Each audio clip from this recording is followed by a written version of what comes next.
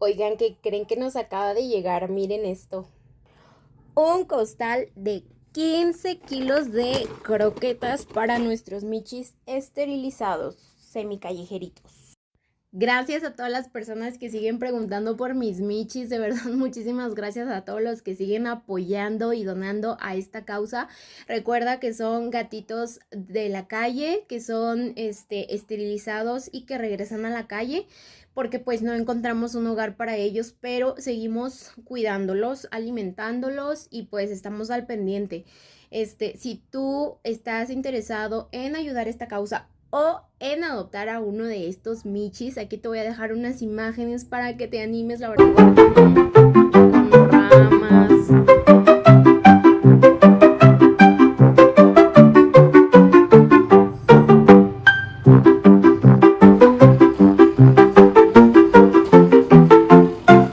También,